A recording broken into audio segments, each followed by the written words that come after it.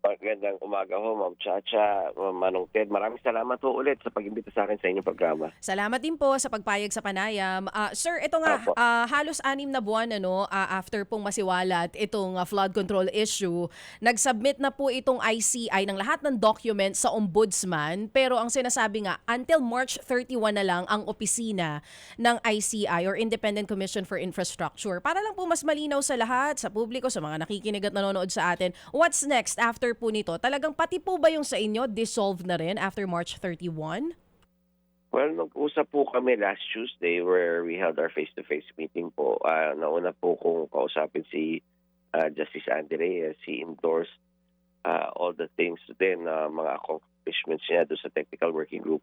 Kailangan natin intindihin, DJ Chacha, hindi naman talaga kami component part ng ICI. Mhm. We are just the whole of government assistance to the ICI kasi ang idea talaga ng ICI, independent talaga siya from us. So kami yung nagtulong-tulong specifically for assets recovery. Nung kinausap din naman niya kami, he addressed the whole body. He said that the Ombudsman and Office of the Solicitor General had conveyed that they are more than interested. They are willing. Tsaka they want sana magtuloy-tuloy yung trabaho namin doon sa technical working group. Although this week, mag-uusap-usap po kami paano yung formal endorsement.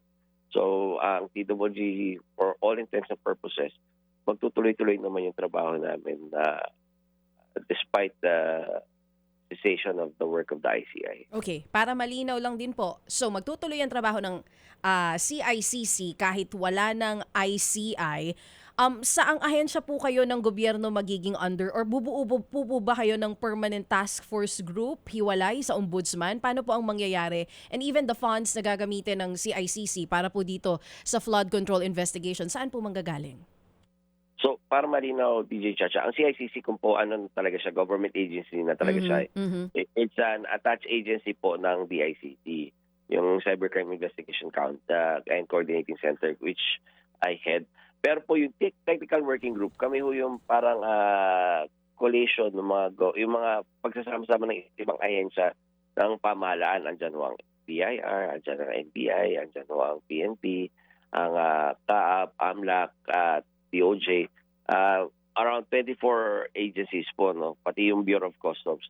Kami individually, we can perform our mandates for the purpose of assets recovery. Ang maganda lang doon sa technical working group, coordinated yung efforts namin at saka may sistema kasi for example, nag-develop po kami ng dashboard para makita natin ano ni assets na re-recover natin at na-freeze natin. And as reported by Justice Reyes, we're at 24 billion na already of assets frozen and preserved and recovered, no? Tapos ang maganda rin dahil sama-sama kami, nagmi-meet parate, lahat ng documentation ng kailangan ng bawat isa na i-store namin do sa isang document management system namin. For example kasi si AMLAC kailangan niya ng mga documentation parate pag mag-freeze siya. As well as yung mga request ni na BIR tsaka ni SEC, naka-database na siya. So that's another part na mas maganda sana kung magtuloy-tuloy ang TWG. And lastly, nag-develop ko yung technical working group ng isang AI back na investigation tool para mapadalas yung pagka-categorize namin, pag-sift through the documents namin.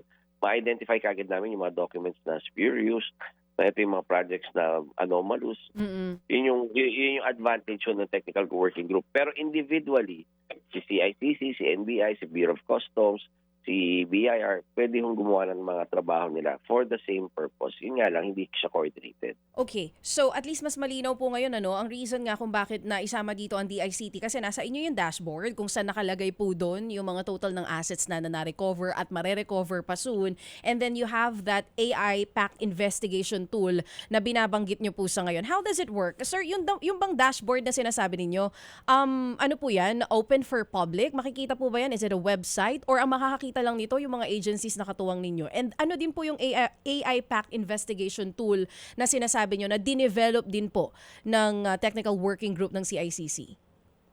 Tama po. Yung unang-una yung dashboard, kami-kami lang yung makakita niyan kasi yung ibang mga information dyan, confidential. We have to remember there are still may mga PAC laws, na kailangan na yung mga data custodial na nakakita upon request din ng mga ahensya, tsaka lang siya maibibigay.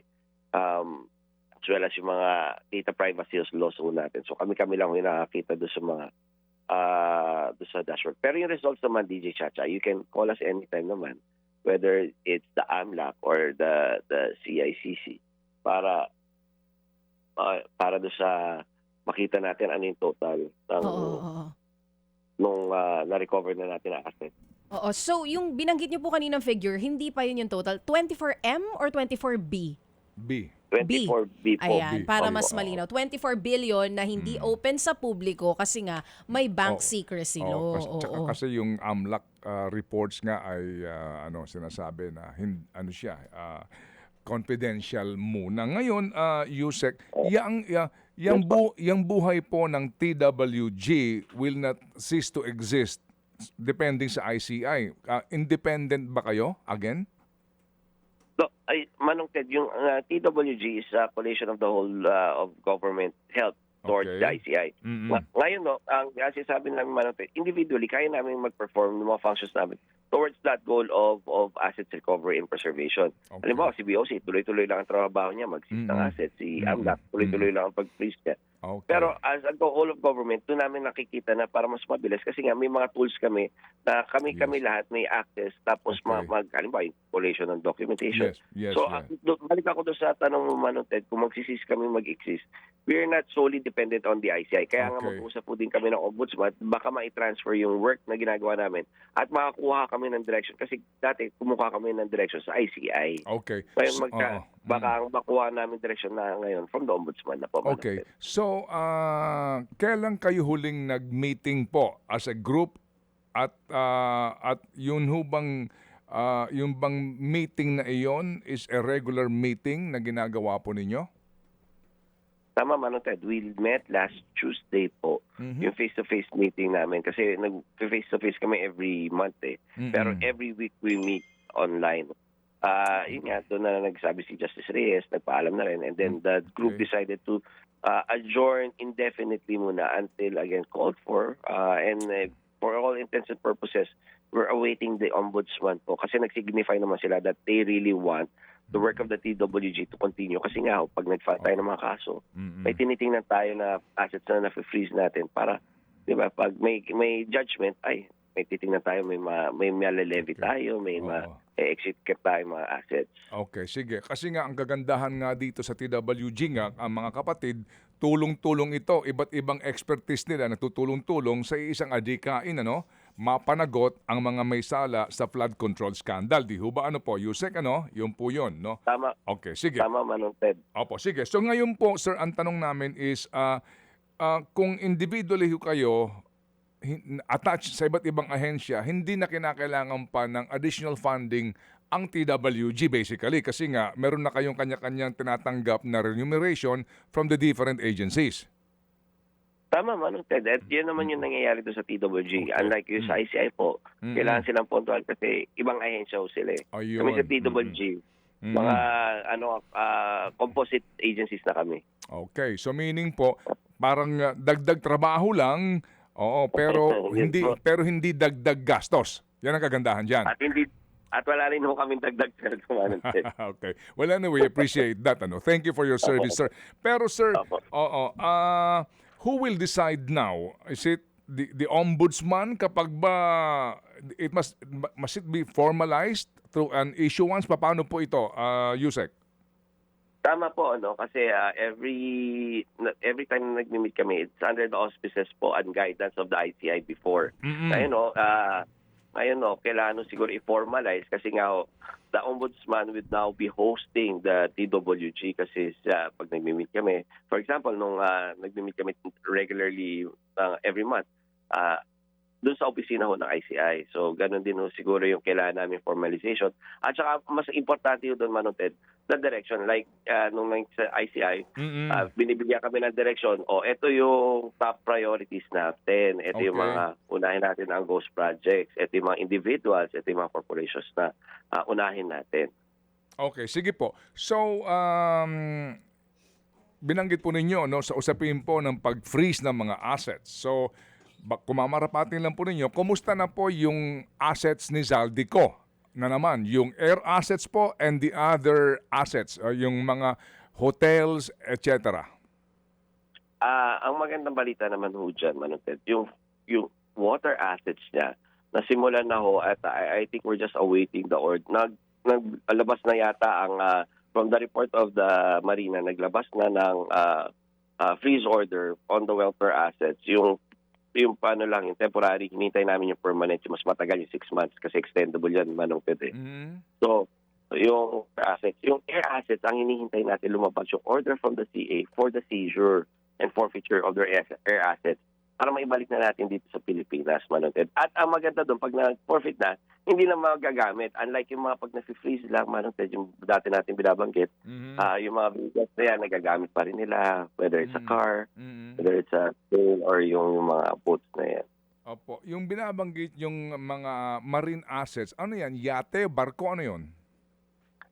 Both yachts and commercial vessels po kasi it's under CB Speak Corporation. Okay. So, So may mga bumabiyahing mga barko yan. oo. So ngayon po, yaan po ay frozen na, meaning nakahimpil na yan, di na ginagamit? Hindi ho, yun nga yung pinag-uusapan natin, Manong Ted, na pag frozen pala ang isang asset, hindi ibig sabihin nun, hindi mo na magagamit. Hindi mo na may transfer. So nire-request namin na makuha din yung mga assets na to. Kasi nga, ang purpose talaga ng freeze order is to preserve the asset, hindi siya ma-diminish yung value. Okay. Yung ano natin. Yung argument natin kasi. Gano'n to karami, Yusek, na mga marine assets po under the company owned by Zaldico? I think it's, if I may be mistaken, pero I think the number that was given to us, it's around 11 or 15. Hindi ko lang ma-sure kung ano doon, Manong Ted. Medyo yung ibang mga assets natin. Pero isa lang yun doon sa dalawa, 11 or 15 assets lang po. Opo, ito po'y commercial sea vessels na bumabiyahe? May yate rin po at may commercial vessels. It's a mix of those two. Okay. Yung pong air assets niya, yung mga nasa ibang bansa, di ba meron na sa Singapore? At Malaysia po. At Malaysia. Yun, hindi nagagamit yon kasi nga hindi sila pwedeng lumipad ron.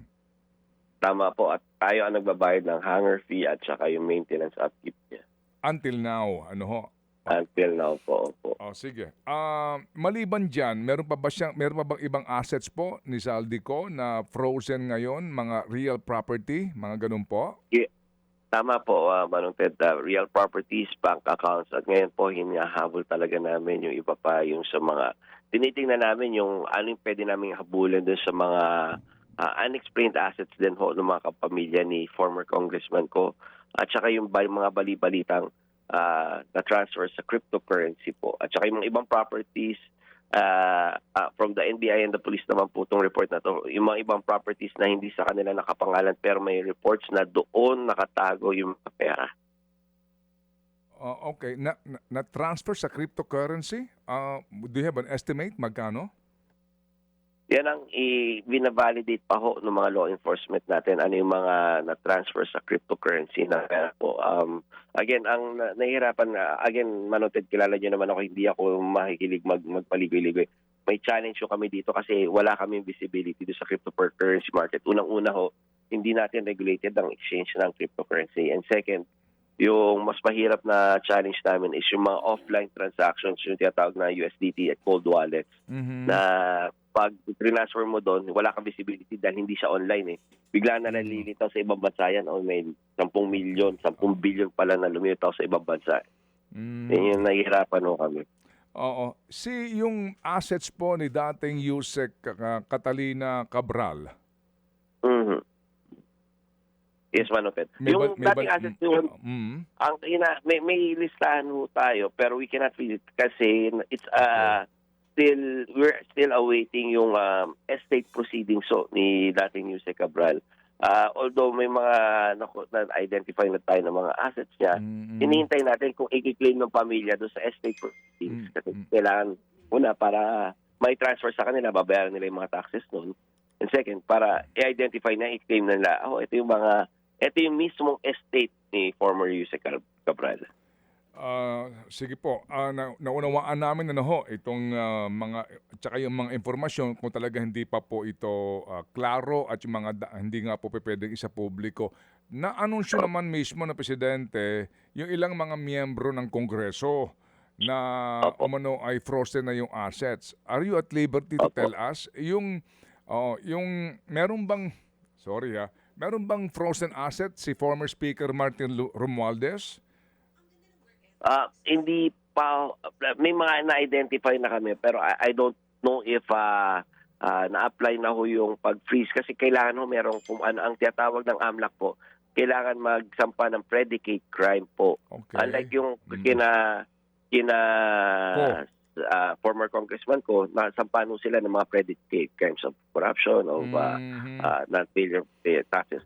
So, sa case po yata ni Speaker Romualdez, there is yet to be cases to be filed against him po. Okay. Pero to be fair naman po, nag-recommend na si ICI for further investigation and for the filing of cases po. Yung nga po, yung nga daw po ang laman ng kanila pong rekomendasyon. Yung kay Congressman Edwin Garjola. Ang alam ko ho na kapag freeze kami ng assets kay Kong Edwin Garjola, pero hindi ho siya based pa do sa pagpa-file ng case, but for ang alam ko yung ginamit dito ng TWG is the Distraint and Levy Proceedings ng BIR for yung mga taxes, yung mga unexplained taxes na hindi niya nababayaran. Okay, yung pong magkapatid na YAP na inanunsyo rin po ni Presidente. Yan o, nakasuhan ho yan at naka-freeze yung mga assets ho yung mga yan. Oo. Yung air, anong mga assets to ang pinag-uusapan natin? Ang alam ko ho, may air, tama ho kayo manunted, may air assets. So, tsaka ang karamihan ho is mga land, real estate assets po. And then again, wala pa hong order ang Court of Appeals para po ma-freeze, hindi na magamit yung air assets o hindi na rin po galawin habang may kaso yung mga real estate properties. Ang pwede ho namin hilingin, Manong Ted, yung mga movable assets na nagde-depreciate yung kasi yun yung argumento namin eh.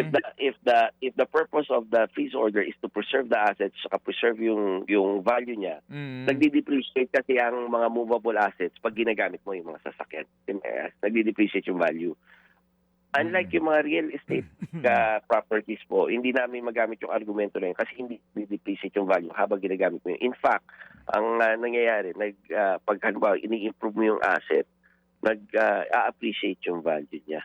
Ang siguro yung Manong Ted, yung titignan namin pag ini-improve ang isang property, and napag-usapan natin to before, anong ginagamit na pang-improve ng property kasi nga naka-freeze ng mga assets. Oo. Yung nga po nagbibigay ng duda sa marami. Akala ko ba naka-frozen ang assets niyan? Eh bakit yung kanyang mamahaling lupa sa isang mamahaling subdivision patuloy ang pagpapagawa? Saan ang gagaling ang pera? Yun ang katanungan ng pati mga kapitbahay. Tama, Manong Ted. And tayo ito ay talaga namang tumulong ho ang programa nyo para ibigay sa atensyon ho ng TWG. Yan ho talagang tinatrabaho natin saan ang gagaling po to improve those assets po. So wala pa hong, wala pang linaw yon. Kumbaga, iniimbestigahan pa rin po. It's the same investigation, Manong Ted. Tinitingnan namin yung mga kapamilya, yung mga corporations na to. Kasi diba, and then yung baka hindi ko rin pwede sabihin ano yung mga techniques na ini-employ namin for investigation, Manong Ted. Okay. Pero yung in general, tinitingnan namin yung mga saan yung nanggagaling yung mga assets yan to the other family members or yung mga corporations siya. Pero mayroon pa tayong ginagawang iba, Manong Ted, na baka makapigil sa investigasyon tsaka makapagbigay ng idea doon sa mga iniimbestigahan natin. Anong ginagawa natin? O sige po. So pero again, sa ngayon po, bagamat you're waiting for the official issuance from the ombudsman, kayo ho ngayon, meron kayong mga pending pa na patuloy na iniimbestigahan ng iba't ibang miyembro ng TWG dito. At dito ho, ang pinag-uusapan natin, pati po yung mga contractors, tuloy-tuloy po ang investigasyon. Tama, Manong Ted. And like I mentioned po kay DJ Chacha, siguro kahit habang pending yung hintay natin doon sa formalization ng pag-adapt ng TWG sa ibang ahensya and most probably towards the ombudsman, gagawin naman po namin individually as government agencies po yung mga mandato namin. And maganda siguro nakakapag-usap na kami before, tuloy-tuloy naman yung pakikipag-usap namin, hindi lang siya kasing organized at saka kasing digitalized kung we work as the TWG. Opo. Sige po, at salamat sa inyo pong panahon kasi alam nyo, Yusek, bagamat naunawaan namin ang inyo po namang pong handicap, ang inyong mga prohibition sa pag-aanunsyo po ng eksakto mga detalye, pero maganda rin po may napapakinggan ba kami na hindi kayo tumitigil at may mga ganito pong mga balita kasi nga, after the mahiya naman kayo, at itong mga anunsyo ng presidente, marami naghihintay, di ba? Na may mga makukulong na mandarambong o man lang po hihinto sila sa kanila pong pagpapakita na walang patumangga ang kanila pong paggasta sa pera ng bayan. Tama man, Ted. Yun na naman din po ang utos sa amin ng ating mahal na presidente. No? Naramdaman namin na talagang sincero yung efforts ng government kasi wala akong pumipigil sa amin na mag-imbestiga. Talagang ang term nga namin siya, sagasa po, Manoted. Hindi naman kami napipigil at nararamdaman naman yung suporta galing sa taas, Manoted. O sige po, at sa uulitin po, muli kaming tatawag para po makakuha ng panibagong informasyon. Salamat po sa inyo, Yusek. Maraming salamat, Manoted, DJ Chacha. Good morning po. Mga kapatid, para sa iba pang mga balita at impormasyon, sundan niyo po kami sa X, Instagram, Facebook at syempre sa TikTok, True Network PH. Mag-subscribe din po kayo sa aming YouTube channel, True Network. May website din po tayo, truenetwork.ph at pwede nyo rin po kaming mapanood sa Channel 19 ng aming True FM TV. Lagi pa rin makinig sa radyo dito po sa 105.9 True FM dahil dito, laging true sa'yo, kapatid. Dito tayo sa totoo, tunay at tapat.